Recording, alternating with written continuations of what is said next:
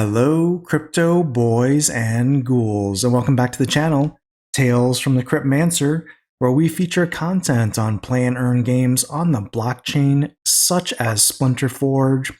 And in today's video, I wanted to just do a quick introduction and primer on equipment in Splinterforge here, on how you can equip your hero and what the different pieces of equipment do, because it's not, easily maybe known for a new player what happens or what bonuses you get for a piece of equipment.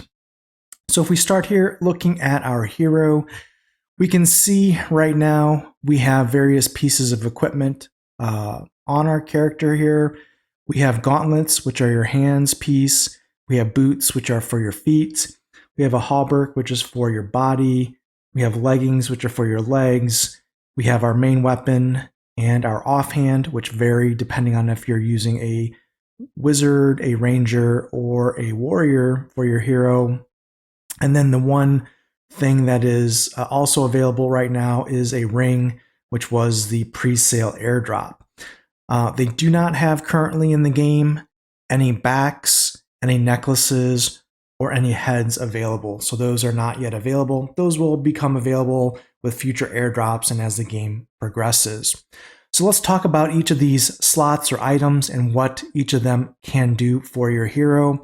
Let's start with gauntlets here, or hands specifically. And if we look at the hands, what they are going to do, no matter if you have common, rare, epic, or legendary hands, they're going to give you an armor stat bonus. In this particular case, this epic gauntlet is going to give you +2 armor for your hero stats. Now, if you go to the gauntlets, you'll see at different levels you can combine cards and get higher armor boosts. Like in this case, a level 2 epic hands or gauntlets would give you +4 armor instead of +2. And it goes all the way up to +7 as the max stat. What's just basically you need to know is that gauntlets or hands here in this case will always give you, at least with the current equipment version that's available right now in the game, will always give you armor boosts to your hero stats. The other thing to take note of is each level of boss has max hero stats that you need to be aware of. For example, a bronze boss will only allow you to bring up to 10 armor on your hero. Anything over 10 just gets capped there. So if you have, for example, 15 armor on your hero, when you battle this bronze boss, it'll go down to 10. You'll see here the maxes are 15 stat lines for the silver, up to 25 for the gold, and up to 50 for the diamond. So keep that in mind. Now, the next piece of equipment you can put on your character here are boots, and boots are part of the feet slot, and boots will increase speed in the game. In this case, you can see epic boots add 2 speed to your hero. And again, as you combine more cards depending on the rarity of common, rare, epic, or legendary, the speed stat will increase as you level those cards up, or if you choose to do that. Now, from a stat perspective, in my opinion, speed is the most important in this game. So boots, generally from an equipment perspective, will have a premium if you try and sell them on the market in the future, or use the P2P trading channel on the official Splinterlands Discord to trade or sell or buy boots. You can expect to probably pay a premium for this item just because speed is, well, it's the main stat in the meta. Now, the next equipment slot to talk about is your chest or body piece, which is your hauberk. And that particular piece of equipment actually provides armor similar to gauntlets. And you can see here that in this case, an epic chest piece will provide 2 armor.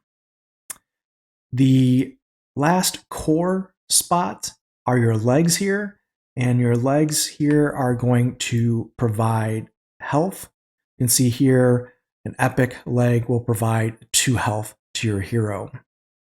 Now, if I were to rate these pieces of equipment, I would say boots are probably the most valuable, legs probably the second most valuable, and then the hands and the chest, giving both armor, probably the least valuable of those 4.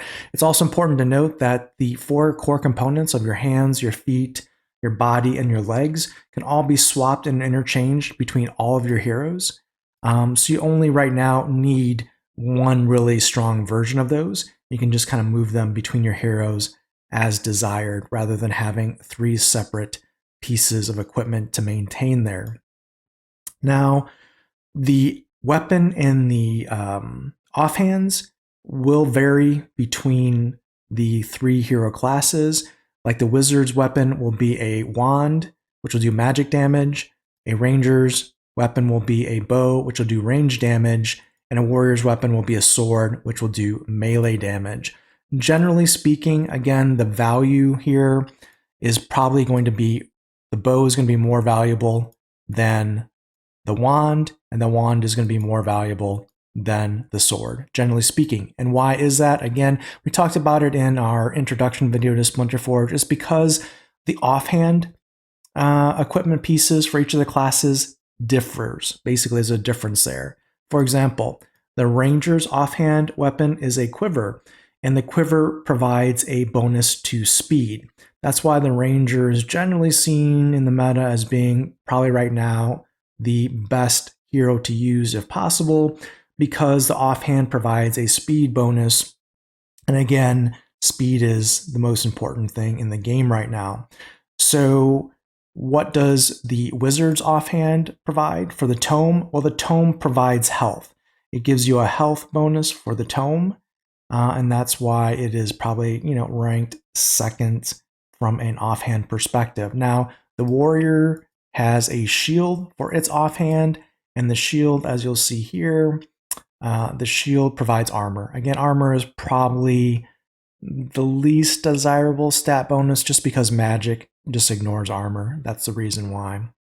Now, when we rate the different heroes, when we talk about, generally the ranger being more desirable than the wizard, being more desirable than the warrior for heroes, again, that's all everything being equal, right? So if your boss, for example, had return fire as an ability or shield as an ability, you would not likely want to bring a ranger because, well, that would just be bad news for your hero.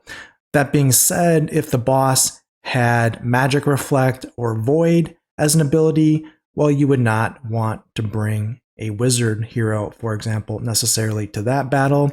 And for example, if the boss had either shield or thorns or retaliate or some combination of those rule sets for that boss, well, you wouldn't want to bring a warrior. So again, everything being equal, we kind of say the ranger is better than the wizard, which is better than the warrior, but it's all going to depend on the boss that you're fighting, the base rule sets that that boss has, as well as a random rule set that it has for the next battle. So you may find yourself changing heroes in between battles depending on what happens there. So keep that in mind. So that is a summary of the core pieces of equipment. The last piece of equipment to talk about is Nartor's Ring. This was the legendary airdrop, which was only available if you bought alpha crates in the pre-sale and was airdropped to you. This item is pretty expensive to buy in the game right now from P2P sales. It is a legendary piece of equipment. It gives a boost of 3 speed, and we know speed is important, obviously, and it comes with 2 sockets to start. So that is the ring, and that is basically it. That is an equipment summary of the stat boosts that each piece of equipment provides to your hero. And yeah, we'll probably do another video in the future talking about gems and runes. Those are the items that you can socket onto your pieces of equipment to provide even more boosts for the stats of your hero. Until next time, keep stacking those stats.